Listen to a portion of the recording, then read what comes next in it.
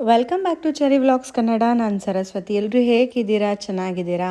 ನಾನು ಕೂಡ ತುಂಬ ಚೆನ್ನಾಗಿದ್ದೀನಿ ಅಂತ ಹೇಳ್ತಾ ಇವತ್ತಿನ ವೀಡಿಯೋನ ಸ್ಟಾರ್ಟ್ ಮಾಡ್ತಾ ಇದ್ದೀನಿ. ವಿಡಿಯೋ ಸ್ಟಾರ್ಟ್ ಮಾಡೋದಕ್ಕೂ ಮುಂಚೆ ಇನ್ನೂ ಯಾರೆಲ್ಲ ನನ್ನ ಚಾನಲ್ನ ಸಬ್ಸ್ಕ್ರೈಬ್ ಮಾಡಿಲ್ಲ, ಪ್ಲೀಸ್ ಸಬ್ಸ್ಕ್ರೈಬ್ ಮಾಡಿ, ಸಪೋರ್ಟ್ ಮಾಡಿ. ಹಾಗೆ ಪಕ್ಕದಲ್ಲಿರೋ ಬೆಲ್ ಐಕನ್ನ ಕ್ಲಿಕ್ ಮಾಡೋದ್ರಿಂದ ನಾನು ಮಾಡೋ ಹೊಸ ವಿಡಿಯೋಗಳ ನೋಟಿಫಿಕೇಷನ್ ಫಸ್ಟ್ ನಿಮಗೆ ಬರುತ್ತೆ ಅಂತ ಹೇಳ್ತಾ ವಿಡಿಯೋನ ಸ್ಕಿಪ್ ಮಾಡದೆ ಕೊನೆವರೆಗೂ ನೋಡಿ. ಇವತ್ತಿನ ಈ ವಿಡಿಯೋದಲ್ಲಿ ಭೀಮನ ಅಮಾವಾಸ್ಯೆ ಈ ವರ್ಷ ಯಾವ ದಿನಾಂಕದಂದು ಬಂದಿದೆ, ಹಾಗೆ ಯಾವ ಸಮಯದಲ್ಲಿ ಪೂಜೆಯನ್ನು ಮಾಡಬೇಕು, ಇನ್ನು ಅಮಾವಾಸ್ಯೆ ತಿಥಿ ಯಾವಾಗ ಆರಂಭವಾಗಿ ಯಾವಾಗ ಅಂತ್ಯಗೊಳ್ಳುತ್ತೆ ಅನ್ನೋದನ್ನು ಕೂಡ ಇವತ್ತಿನ ಈ ವಿಡಿಯೋದಲ್ಲಿ ತಿಳಿಸ್ಕೊಡ್ತಾ ಇದ್ದೀನಿ. ಹಾಗಾದರೆ ಬನ್ನಿ ವಿಡಿಯೋನ ಸ್ಟಾರ್ಟ್ ಮಾಡೋಣ. ಪತಿಯ ಆಯಸ್ಸು ವೃದ್ಧಿಗೋಸ್ಕರ ಮಾಡುವಂತಹ ವ್ರತನೇ ಈ ಭೀಮನ ಅಮಾವಾಸ್ಯೆ ಅಥವಾ ಜ್ಯೋತಿರ್ಭೀಮೇಶ್ವರ ವ್ರತ ಅಂತ ಕೂಡ ಕರಿತೀವಿ. ಎಷ್ಟೋ ಜನ ಭೀಮನ ಅಮಾವಾಸ್ಯೆ ಅಂತಂದರೆ ಬರೀ ಗಂಡನ ಪಾದಪೂಜೆ ಮಾಡೋದು ಮಾತ್ರನೇ ಅಂತ ಅಂದ್ಕೊಂಡಿರ್ತಾರೆ. ಆದರೆ ನಿಜವಾಗ್ಲೂ ಭೀಮನ ಅಮಾವಾಸ್ಯೆ ಸಂಪೂರ್ಣ ಆಗೋದು ಜ್ಯೋತಿರ್ಭೀಮೇಶ್ವರ ವ್ರತವನ್ನು ಆಚರಣೆ ಮಾಡಿದಾಗ ಮಾತ್ರ. ಹಾಗೆ ಯಾವ ರೀತಿ ವ್ರತ ಮಾಡಬೇಕು ಅನ್ನೋದೆಲ್ಲವೂ ಕೂಡ ಮುಂಬರುವಂತಹ ವಿಡಿಯೋಗಳಲ್ಲಿ ತಿಳಿಸ್ಕೊಡ್ತೀನಿ. ಆದರೆ ಈ ವಿಡಿಯೋದಲ್ಲಿ ಭೀಮನ ಅಮಾವಾಸ್ಯೆ ಈ ವರ್ಷ ಯಾವ ದಿನಾಂಕದಂದು ಬಂದಿದೆ, ಹಾಗೆ ಯಾವ ಸಮಯದಲ್ಲಿ ನಾವು ಪೂಜೆ ಮಾಡಬೇಕು ಅಂತ ತಿಳಿಸ್ಕೊಡ್ತಾ ಇದ್ದೀನಿ. ಶ್ರಾವಣ ಮಾಸ ಆರಂಭ ಆಗೋದಕ್ಕಿಂತ ಮುಂಚೆ ಬರುವಂತಹ ಅಮಾವಾಸ್ಯೆಯನ್ನು ನಾವು ಭೀಮನ ಅಮಾವಾಸ್ಯೆ ಅಥವಾ ಶ್ರಾವಣ ಅಮಾವಾಸ್ಯೆ ಅಂತ ಕರಿತೀವಿ.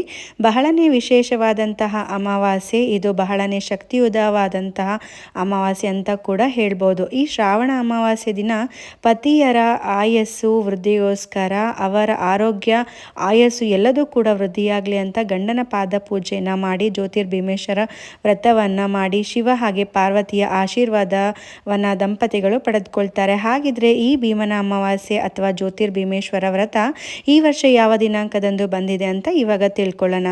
ಭೀಮನ ಅಮಾವಾಸ್ಯೆ ಅಥವಾ ಜ್ಯೋತಿರ್ಭೀಮೇಶ್ವರ ವ್ರತ ಈ ವರ್ಷ ಜುಲೈ 24ನೇ ತಾರೀಕು ಗುರುವಾರದ ದಿವಸ ಬಂದಿದೆ.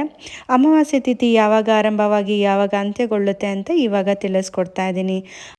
ಅಮಾವಾಸ್ಯೆ ತಿಥಿ ಆರಂಭವಾಗುವಂಥದ್ದು ಜುಲೈ 24ನೇ ತಾರೀಕು ಗುರುವಾರದ ದಿವಸ ಬೆಳಗಿನ ಜಾವ 2:28 ಅಮಾವಾಸ್ಯೆ ತಿಥಿ ಆರಂಭವಾಗಿ ಜುಲೈ 25ನೇ ತಾರೀಕು ಬೆಳಗಿನ ಜಾವ 12:40 ಕೂಡ ಅಮಾವಾಸ್ಯೆ ತಿಥಿ ಇರುತ್ತೆ. ಅಂದರೆ ಸಂಪೂರ್ಣವಾಗಿರುವಂತಹ ಅಮಾವಾಸ್ಯೆ ತಿಥಿ ಜೊತೆಗೆ ಸೂರ್ಯ ಉದಯ ಆಗುವಂತಹ ತಿಥಿ ಕೂಡ ನಮಗೆ ಜುಲೈ 24ನೇ ತಾರೀಕು ಗುರುವಾರ ದಿವಸ ಬಂದಿರೋದ್ರಿಂದ ನಾವು ಭೀಮನ ಅಮಾವಾಸ್ಯೆಯನ್ನು ಅಥವಾ ಜ್ಯೋತಿರ್ಭೀಮೇಶ್ವರ ವ್ರತವನ್ನು ಜುಲೈ 24ನೇ ತಾರೀಕು ಗುರುವಾರದ ದಿವಸವೇ ಆಚರಣೆ ಮಾಡಬೇಕಾಗತ್ತೆ.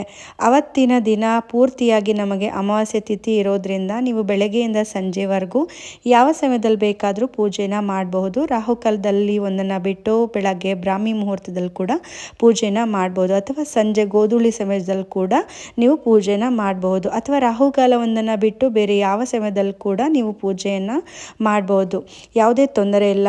ನಾನು ಮೊದಲೇ ಹೇಳಿದಾಗೆ ಈ ಭೀಮನ ಅಮಾವಾಸ್ಯೆ ದಿನ ಕೇವಲ ಪತಿಯ ಪಾದಪೂಜೆ ಮಾಡೋದು ಮಾತ್ರನೇ ಅಲ್ಲದೆ ಜ್ಯೋತಿರ್ಭೀಮೇಶ್ವರ ವ್ರತ ಮಾಡಬೇಕಾಗತ್ತೆ. ಜೋಡಿ ದೀಪಗಳನ್ನ ಇಟ್ಟು ಆ ದೀಪಗಳನ್ನೇ ಶಿವ ಹಾಗೆ ಪಾರ್ವತಿ ಅಂತ ಭಾವಿಸಿ ಶಿವ ಹಾಗೆ ಪಾರ್ವತಿಯನ್ನು ವಿಶೇಷ ರೀತಿಯಲ್ಲಿ ಪೂಜೆ ಮಾಡುವಂಥದ್ದು, ವ್ರತ ಮಾಡುವಂಥದ್ದು ಬಹಳನೇ ವಿಶೇಷ. ನೀವು ಪಾದಪೂಜೆ ಮಾಡದೇ ಇದ್ದರೂ ಕೂಡ ಈ ಒಂದು ವ್ರತವನ್ನು ಖಂಡಿತವಾಗ್ಲೂ ಮಾಡಿ. ಈ ವ್ರತವನ್ನು ಹೇಗೆ ಮಾಡಬೇಕು ಅನ್ನೋದನ್ನೆಲ್ಲವೂ ಕೂಡ ಮುಂಬರುವಂತಹ ವಿಡಿಯೋಗಳಲ್ಲಿ ನಾನು ತಿಳಿಸ್ಕೊಡ್ತೀನಿ. ಇವತ್ತಿನ ಈ ವಿಡಿಯೋದಲ್ಲಿ ಜ್ಯೋತಿರ್ಭೀಮೇಶ್ವರ ವ್ರತ ಯಾವತ್ತು ಯಾವ ಸಮಯದಲ್ಲಿ ಪೂಜೆ ಮಾಡಬೇಕು ಅಂತ ತಿಳಿಸ್ಕೊಟ್ಟಿದ್ದೀನಿ. ಈ ವಿಡಿಯೋ ನಿಮಗೆಲ್ಲರಿಗೂ ಉಪಯುಕ್ತ ಆಗಿದೆ ಅಂತ ನಾನು ಭಾವಿಸ್ತೀನಿ. ವಿಡಿಯೋ ಏನಾದರೂ ಯೂಸ್ಫುಲ್ ಅನಿಸಿದ್ರೆ ಆದಷ್ಟು ವಿಡಿಯೋನ ಶೇರ್ ಮಾಡಿ. ಮತ್ತಷ್ಟು ಉಪಯುಕ್ತ ಮಾಹಿತಿಗಳೊಂದಿಗೆ ನಾನು ನಿಮಗೆ ಸಿಗ್ತೀನಿ. ಅಲ್ಲಿವರೆಗೂ ನಮಸ್ಕಾರ.